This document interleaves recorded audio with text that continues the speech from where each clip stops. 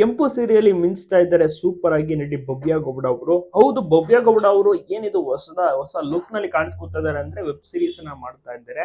ಭವ್ಯ ಅವರು web series ನಲ್ಲೂ ಸಹ ಮಿಂಚ್ತಾ ಇದ್ದಾರೆ. ಒಂದು ಕಡೆ ಕಿರುತೆರೆಯ ಕನ್ನಡ ಧಾರಾವಾಹಿಯಲ್ಲಿ ಮಿಂಚ್ತಾ ಇದ್ದಾರೆ, ಇನ್ನೊಂದು ಕಡೆ ಸಿನಿಮಾ ಆಫರ್ ಸಿಕ್ಕಿದೆ, ದೇವಿ ಸಿನಿಮಾದಲ್ಲಿ ನಡೆಸ್ತಾ ಇದ್ದಾರೆ. ಈಗ ವೆಬ್ ಸೀರೀಸ್ ಅನ್ನು ಸಹ ಮಾಡ್ತಾ ಇದ್ದಾರೆ. ಬ್ಯಾಕ್ ಟು ಬ್ಯಾಕ್ ಆಫರ್ಗಳು ವೆಬ್ ಸೀರೀಸ್ ನಲ್ಲಿ ಸಿಕ್ಕಾಪಟ್ಟೆ ಸೂಪರ್ ಆಗಿ ಬೋಲ್ಡ್ ಆಗಿ ಗಾರ್ಜಿಯಸ್ ಆಗಿ ಕಾಣಿಸ್ತಾ ಇದ್ದಾರೆ.